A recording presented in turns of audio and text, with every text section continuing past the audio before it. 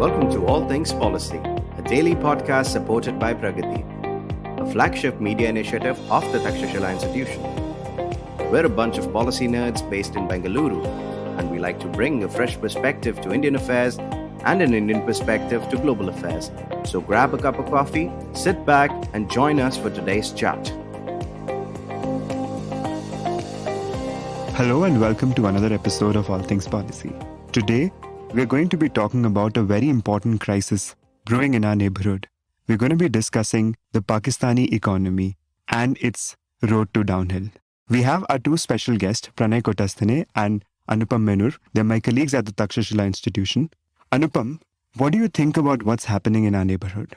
Before Anupam, you get started, didn't Ritul sound like a radio broadcaster? Yeah, I know. I think he can start looking at alternative careers. Yeah. Maybe there's some in Pakistan also. So. Yeah. But that's what we are discussing. There are no jobs in Pakistan. Oh, yeah. currently. So, that's a problem. Yeah. Unemployment levels has shot massively. Yeah, so our neighborhood seems to be going through tumultuous times in both Sri Lanka.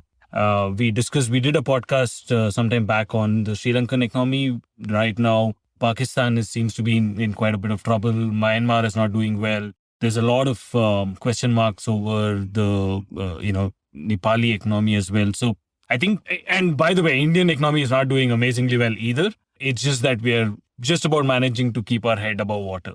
So I think overall, in terms of global economy as well, just to set the context, I don't think any economy is doing amazingly well. There's talk about a US recession on the way. Just for anybody interested, the yield curve in the US flipped, which means that it's one of the best indicators that a recession is about to come.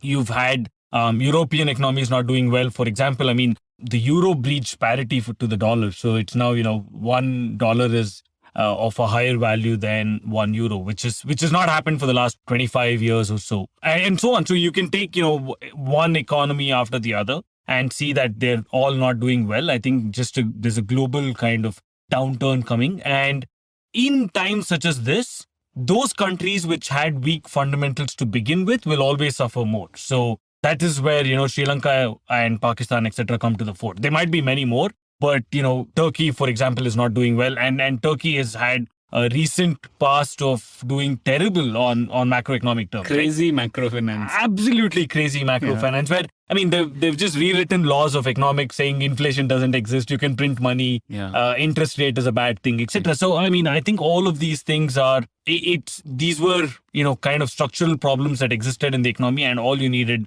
is the kind of push, is the trigger. And right now, the trigger seems to be combination of the pandemic plus the Russia-Ukraine war, and finally it's just cyclical, right? We're going through that downturn. US Federal Reserve started raising rates, which means there's a lot of money escaping back to the US and so on. So I think a combination of these factors has resulted in the economic mess that we're seeing.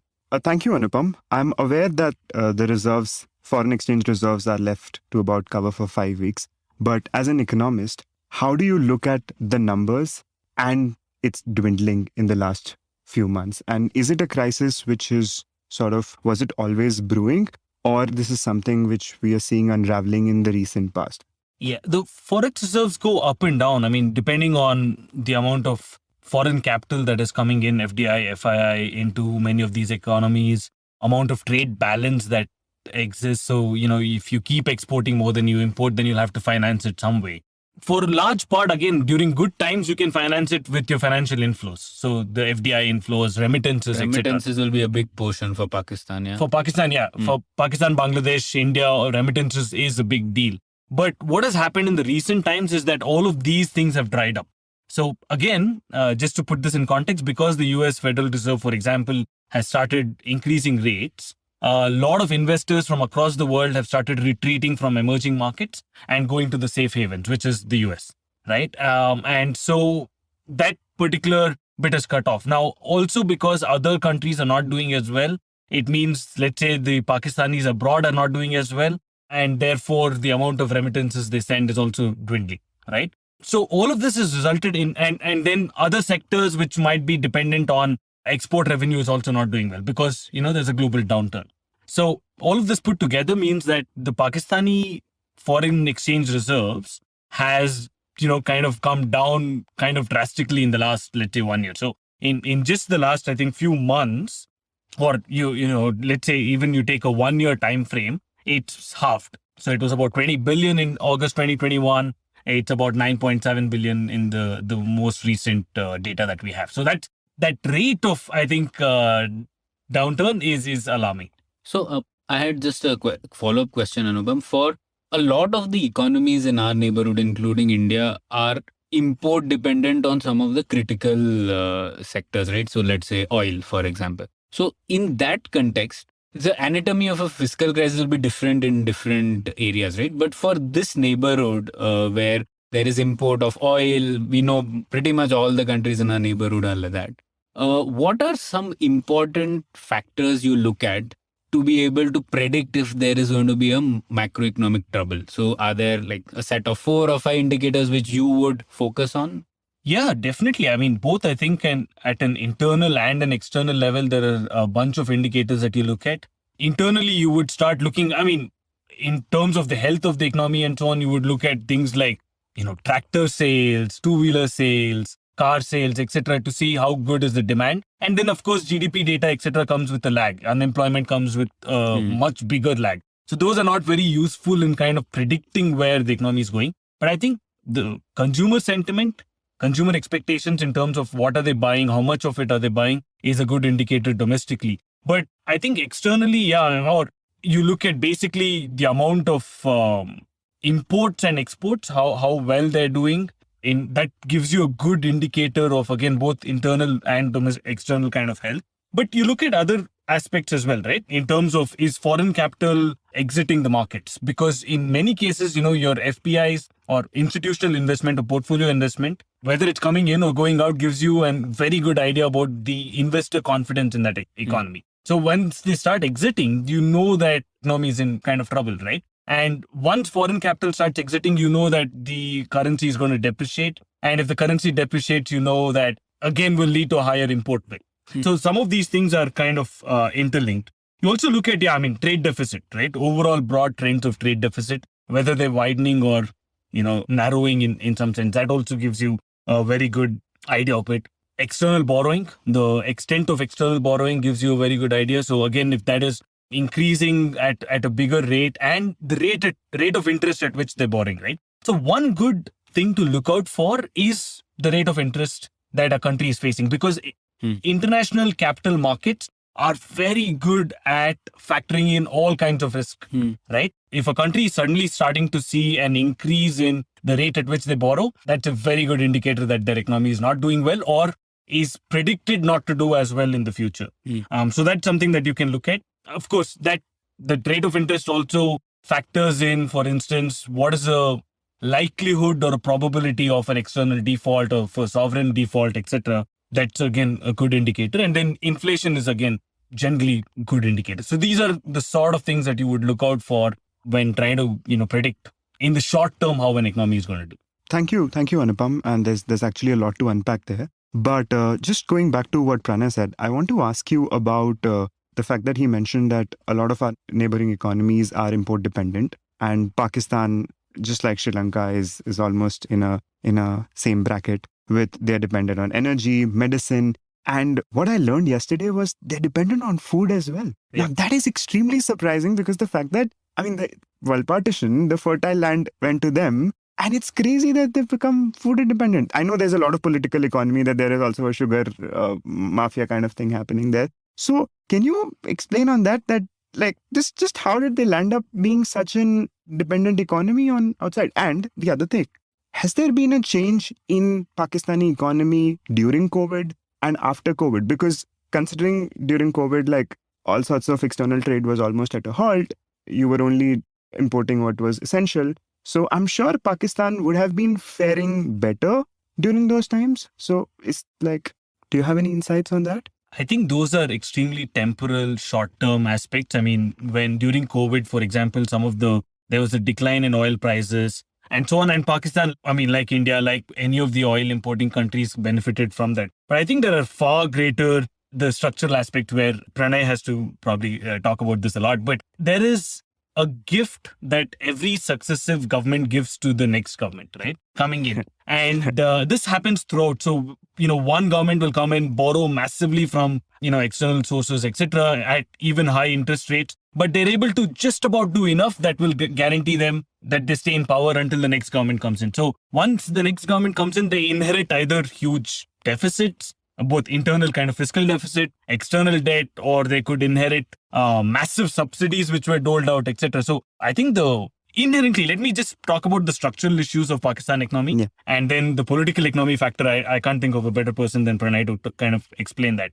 But structurally, Pakistan has many of the worst aspects of Indian economy, but probably exaggerated to a much greater extent. You have a low manufacturing base, extremely low levels of productivity. Yeah. That means that essentially they are not producing a lot of the things that they want and are therefore dependent on external this thing. Poor governance and mismanagement, corruption, etc., which I think is a feature of many of the economies that we know, that is rampant. We know that a lot of mismanagement, governance, etc., misgovernance that happens. And then finally, I think there is genuinely bad economic policy in the sense that there's a lot of subsidy given where you can't afford it. That creates, incentives to all sorts of wrong incentives. There's misalignment and misallocation of resources done at a extremely large scale. And so I think all of this results in middling growth throughout. I don't think Pakistan, since the 60s, they experienced a lot of rapid growth. And since then, it's been middling growth at best. So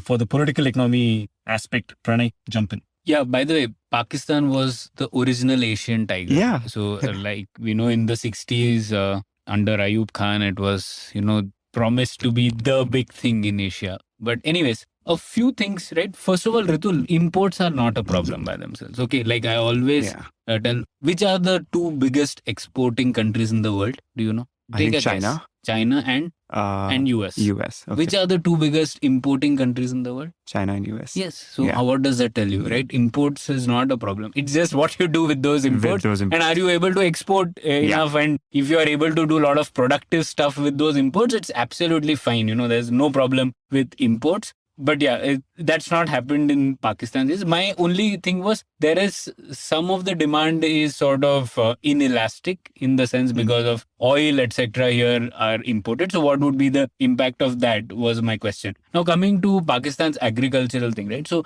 there's a lot of political economy question as well. There is this idea of canal colonies in Pakistan. So the fertile land, etc. were given away to retiring military officials, etc. So there was very less incentive to actually do new things on the agricultural front. So grains, etc. There was one period where they did really well, but now that has declined. They also import a lot of sugar, etc. They're importing wheat now. So that's because, and remember there is an ecological problem as well with the Indus having issues there. So especially in Sindh, etc., there's a lot of salination of the water because there's just not enough water. So those things have, because of mismanagement, etc., there has been an ecological disaster. So productivity is low. It's like an supercharged version of what is happening in India, in Punjab as well. Region, but this is like at a different level. So that is one. And with this, we take a short break.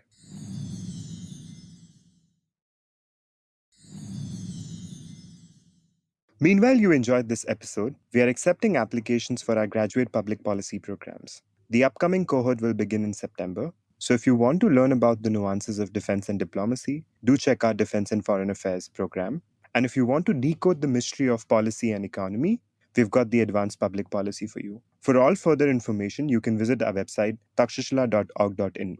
Next, coming to what Anupam said, right? See, actually, during COVID, it's just that, some imports reduced because of, you're not taking enough oil. But all other indicators were bad, right? Even for India, it's just that our economic growth was negative. So is the case with Pakistan. So it was not a benefit in any way. It hit them hard. These issues were already existing and it exacerbated. And the extra additional thing that happened is Imran Khan, when he was just about to go, he actually reduced oil prices, right? So I think there was also a big massive subsidy, and because of that, the government finances also suffered. So now when the new government came in, Shahbaz Sharif tried to increase the prices. And he lost the and Punjab all that, election. right? So those were the major things which didn't happen in India, No, right? but so on the increasing oil prices, it's a really funny story in the sense that IMF put that as a condition before extending its loan. So IMF already had given $6 billion and they missed a payment. It was rescheduled, etc. And now the Pakistan basically government went to the IMF and said, extend it, the repayment period further and raise it from 6 billion to 8 billion. That's what they'd asked. A lot of negotiation happened. IMF said no, US also intervened, etc., etc., etc. But IMF said, okay, we'll raise it, but on two conditions. One is that you have to raise fuel prices and remove some of the subsidies because that'll help balance your budget. And second, you can't use any of that money for repaying Chinese debt. Now, I'll come to Chinese debt later. Yeah. But the first part on this thing. So, Shahbaz Sharif had no option but to increase fuel prices or remove some of the subsidy that was given. The first opposition actually came by Imran Khan, right? Yeah. It was a massive rally against increasing oil prices and so on. I mean, what do you have to lose, right? Yeah. And in fact, a clear indication was they handed victory to him in Punjab. Yeah. So there was an uproar regarding the fuel prices. And then Punjab mein Imran Khan won. Let's talk about this, Pranay. I want to get your perspective on this. In terms of the external debt. So we know, Pakistan has always been prone to taking a lot of external debt and mostly debt that is denominated in, foreign currency, which means that, whenever the Pakistani rupee depreciates, then it means that the debt burden increases, which is what is happening now as well, right, to a large extent. And again, Pakistan taking debt from the IMF is not new. They've gone to the IMF 22 times to ask for external assistance for the balance of payment problems. They've also been in one or the other form of IMF structural adjustment programs for, I think, the last 23 out of the 30 years or so, right? So these are all damning statistics. One thing that has changed is Chinese loan. So because the nature, extent and magnitude of external debt has increased since they've started, the CPEC project started. And so Pakistan took a lot of debt from China, all at, by the way, commercial rates of interest. So it was not any special concessional rate of interest. It was more or less commercial rate of interest. And those were primarily used for investing in infrastructure or other power projects, which are supposed to give you return in the long run. Now, 6 years, 7 years hence, those returns have not materialized, not at least to the extent that Pakistan wanted, or even China wanted, for instance. And so now it's beginning to look at lose, right? And China, for example, they have not given concessions on the repayment period initially. They did not waive off any of these loans. In fact, they demanded repayment of those loans, right? So how do you see all of this fitting in? What's your thought on, will China lose out on some of this? Will that Iron Brother partnership kind of suffer because of this? How do you see this playing out? Yeah.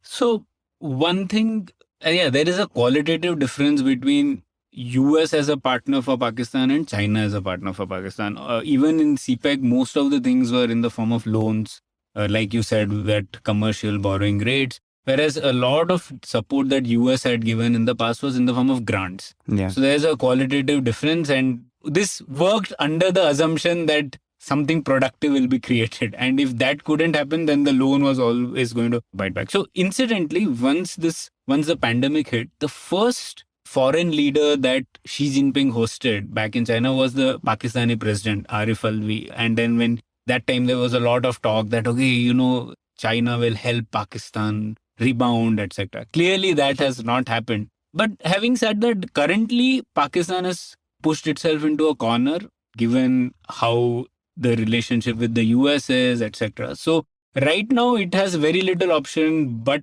to take support of China in whatever way it is possible, in whatever means it comes, even if it is less there. So unless they think of, also doing some of the things that have caused this rift between US and Pakistan, they will still be dependent on Chinese. So I don't see that relationship sort of breaking down or anything. There will be some strains, but it's not a relationship of two equals. So Pakistan is the junior partner in this relationship. That junior partner, I think that is fairly well understood by everybody.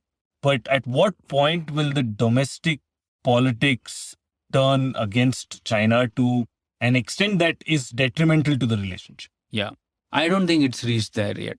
Because the fact that somebody is willing to, and excuse my language, screw you over when you're down, right? Which is what is, I mean, when the fact that China went saying, no, we want a payment at a time when Pakistan is facing massive trouble, that will be seen unfavorably by all citizens of Pakistan. And that might in some way feature in whether it's the electoral this thing. You might have a popular leader who will say, I will stand up to China, and who might be highly popular, right? So these are things that we could expect to see. No, not yet, not anytime soon. Because what was the narrative in the recent elections, in the run-up to the recent election? Imran Khan accused all the people being hand in glove with the West and conspiring to overthrow him. Yeah. That was the narrative, and he's usually popular still. So the narrative was never about China. It was always about, China will help us out. And China can also play that game, we are not as rich, so we will help you in whatever way we can. So, so the narrative was exactly the opposite. And to go 180 degrees, I don't think that has come as of now, Right. Just taking a step back again to debt. The debt to GDP ratio has been off the roof. It's 84%, which has never been. Although debt to GDP ratio is high across the world. I mean, US is around 130%. India is also very high. But what really matters is that one is how much one borrows and what does one do with that kind of money. And as Anupam already said, that you have to sort of, you borrow it in US dollar and you have the interest payment is where the worry kicks in. So where is it that Pakistan has sort of been missing out in doing that? What is Pakistan doing with the foreign money is like? Do you guys have any idea? Is it just import payment or interest payment? Because they're getting a lot of foreign money. I mean, they have good friends in the Middle East. I don't think they're getting a lot of money. So in the sense, if you see, one thing is finally governments can't do much. Yeah. It has to come from private investment. So, I mean, is Sequoia investing in Pakistan? Is the question you should ask. So that because of various reasons, also because of Pakistan becoming a terrorist hub, etc., it is not a very attractive proposition for many investment companies. Even though there are many bright people, so a lot of Pakistanis, when they go outside, they do well, just like many Indian expats. But Pakistan's economy itself, first because of these weak fundamentals that we talked about, and second, over the last 15-20 years, investors will have a very high risk premium to invest in Pakistan. And the military jihadi complex, how does that fit in? That's what the risk premium is, because of the military jihadi complex. So that makes it difficult for private investors to take a bet. And I think that is the central reason. So unless Pakistan is able to position itself that, it is a safe place, things are on the upswing, etc., which it can do, it has done in the past, then there will be better scenarios. But right now, private investors have kept away. Government investment is okay, they'll bail them out. US has bailed it out, but remember they were in the Afghan war. So, it's like, we had an analogy. In our old office, we had a table which had three, three legs. It was creaky, but it used to never break. So we used to call it Pakistan. So it's like that. Pakistan is still a big economy. It creaks in various places, but it's not as if it's breaking down or it's just suddenly collapsing. So I would just coming on to that, FT, and this is on your home turf. That FT reported that Pakistan has the larger population, a strategic location, nuclear armed status, means that a financial crisis there would have a more serious implication. Now, how do you sort of see this whole thing, Anurag? So I'll take up the economic aspects first. One, I think Pakistan is a bigger economy than, let's say, Sri Lanka. If you're comparing now Pakistan with Sri Lanka, Pakistan has got a bigger economy, bigger land, higher population, slightly more diverse, not just on, tea exports and so on. So I think all of these things work in its favor, and it has seen growth earlier. There's some semblance of, industrial and manufacturing growth, though weak, but, you have all of these things in place. So you might not see, these might be the resilient factors in its own way, right? So that's part A. Part B, there is, I'd like to think of this as a sunk cost fallacy, by the way. The fact that Pakistan has received aid and the bailout programs by IMF, by the US, in either directly, indirectly, ADB, etc., means that, IMF, in order to secure its previous this thing, will give it another fresh tranche of loan, right? And not just IMF. I mean, it might be Saudi Arabia, it might be UAE, etc. So in that sense, because Pakistan has done this many times, they probably know how to deal with a crisis of this sort better than Sri Lanka does, right? At part two. You can look at, for example, what UAE, I mean, there was a strategic sale of assets, Pranay. UAE has decided to buy 10 to 12% of, has decided to lend 10 to 12 billion dollars to Pakistan. But in terms of buying out public sector units from Pakistan, buying out equity of public sector units in Pakistan, which for me was quite a bizarre deal. And it seemed like, one of those, it should have been one of those national pride aspects, but it was not. I mean, the sale was done and UAE has bought it out. So that was an interesting aspect. So those are the two things. But on this nuclear fund, I want to talk to you about that. I think Pakistan has been, in a way, holding the rest of the world hostage to this fact that they have nukes. And therefore, it becomes the world's responsibility to make sure that Pakistan's government stays in power, some form of democratically elected government. And which, you extend that further to say that an economic collapse will result in a political collapse. And therefore, it's also part of the world's responsibility to make sure that there is no economic collapse. So give us loans, right? To stave off the economic debt. Now, how long can they do this? Firstly, are those threats valid? I would think to some extent they are. I mean, they are a nuclear country and you don't want it to go into the hands of Taliban, for instance. But how much are they, playing this up? Are they also deliberately creating that fear just so that they keep getting the money? And is it sustainable? I mean, how long can you play this game? Well, it's continued this long, right? Who can say about it? But, there's a common thing. Weak dictators get better loans. There is an adage, but it is based on this framework of basically the idea is that if you are in a worse off situation, you can try to bargain for more, just like let's say what happened between Bhutto and Indira Gandhi, right? And even though Pakistan lost the war, he was able to get a better deal in the Shimla agreement. So people think, India gave up much more, but that's actually the common thing. Once you're a weak dictator, you can say that, bad things will happen to me. Please help me out. So generally, that's how negotiation works out in many cases. So Pakistan has been playing this game that, really they have troubles. Whereas if there are things which are happening within Pakistan, so to the extent that Pakistan can just be the table which stands and doesn't fall down, they are able to secure that much of support. So until what time it will continue, I don't know. But I think they can still play that game reasonably for next a decade or so. But I think what might happen is, will this be a 1991 kind of moment for them is the question we should be asking, right? My model for Pakistan is that it is a more diversified economy, not as much as India probably, but more closer to India than it is to Sri Lanka. So my model of thinking would be, yes, this is dire economic situation, but that dire economic situation doesn't mean that, there might be an overthrow of one leader. And just because you overthrow one leader, the things change, that can happen in a smaller state, but not in Pakistan. Their army is also strong, etc. So what I would think is, do you think they might consider a 1991 style of complete reform? And is that something which might change Pakistan's fortunes? That's an interesting question. I mean, I obviously don't have the answer to that, but there are acute differences in India, how it was in 91 and Pakistan, right? The main thing that I see is, by the 80s itself, I think it was plain for everybody to see that reforms were inevitable and that reforms were required, and pretty much everyone was on board. Even the Congress led, by Rajiv Gandhi, etc., was already trying to do those reforms, right, in the 80s.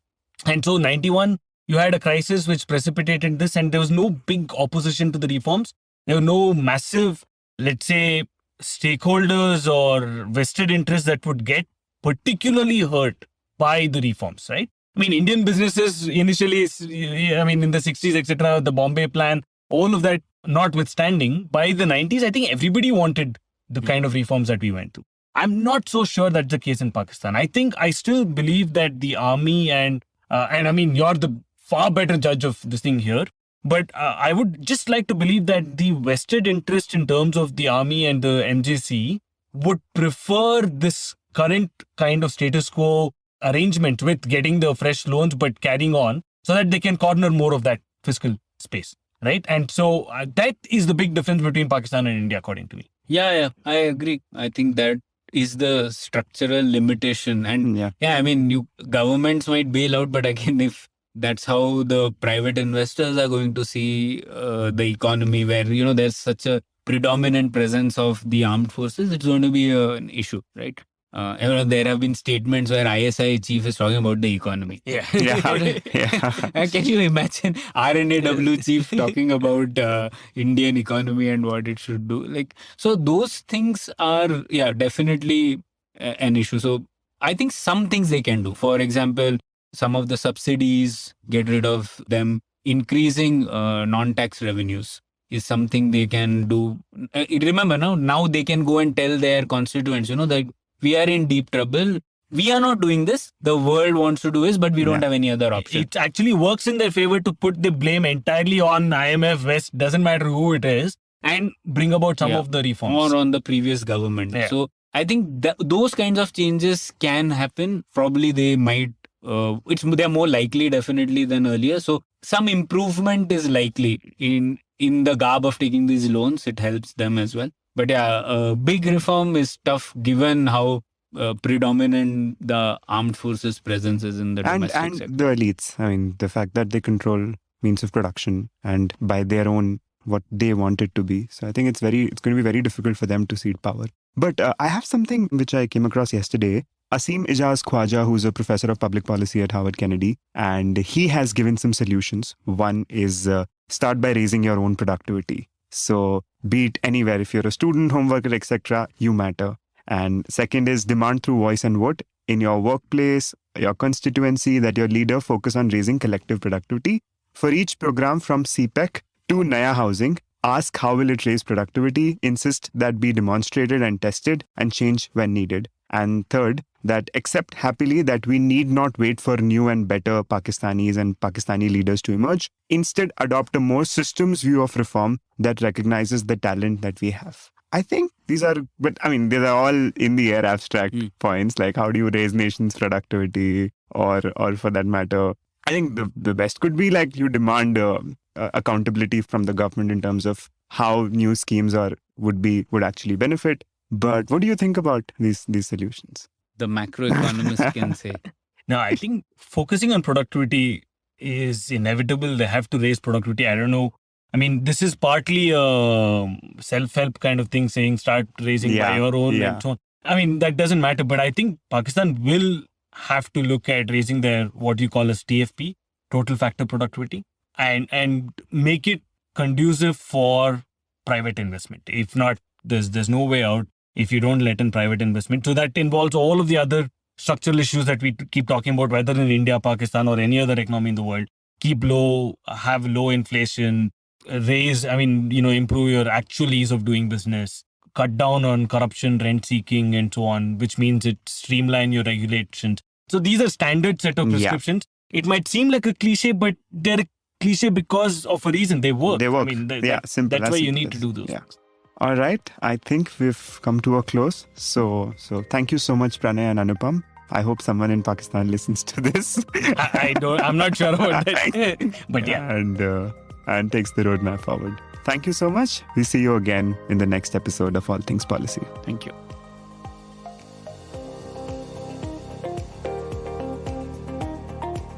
If you liked our show, don't forget to check out other interesting podcasts on the IVM network.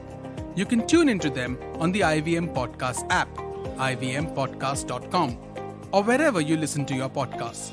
You can also follow IVM on social media. The handle is @IVM Podcasts on Twitter, Facebook, and Instagram. And hey, if you'd like to dive into Takshashila's research on technology, strategy, and economic affairs, check us out at our Twitter handle @TakshashilaINST or our website takshashila.org.in.